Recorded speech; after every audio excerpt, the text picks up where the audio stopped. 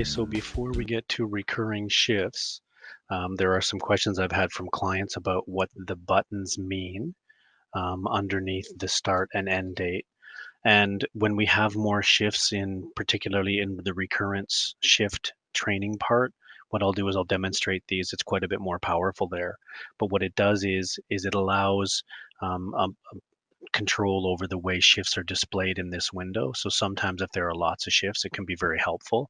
One of the first ways is the filter menu, and I'll show how that works. Just allows the administrator to be able to sort the number of shifts into more manageable pieces. Shifts just takes the appointments off and shows the administrator just the shift. Size, it just changes the size for those with a larger screen. They may choose to have larger displays, but for a lot of our users, administrators that have a laptop, the smaller size can be more effective. This is reload, so if there are any changes to the shift, those will appear. PDF and Cal PDF are just PDFs that are created based on the schedule of shifts that are in this particular window, and I'll demonstrate those when we have more shifts. And finally, the add shift button that we've talked about several times. But also what I'd like to talk about is the delete and copy function.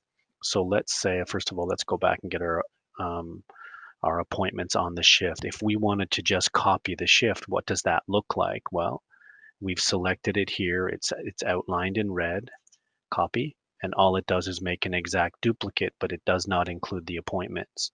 So what we could do is we could change it to later in the day. Let's say we had another group of people that wanted to come at a different time, and we could go ahead and change that.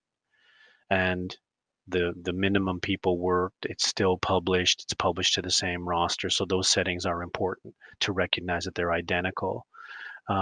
Something else that's important is once we now have two, if we multi-select, then we can also copy and create large numbers of shifts very quickly. Now that might be very easy.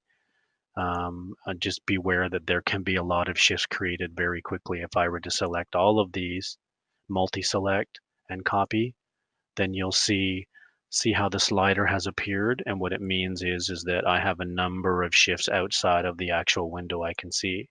Now, I'm not concerned about the number of shifts because I know that deleting them is also quite easy.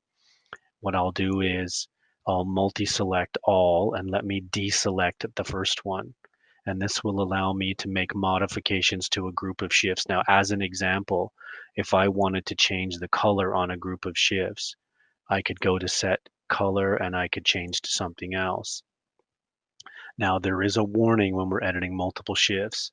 It gives the list of the shifts that we have, and then there are areas that we have to physically unlock, and that is we actually have to push the button to be able to unlock those areas because the logic of deleting multiples can be dangerous, or of editing multiple shifts can be a little bit dangerous to the schedule. So that's the reason for that.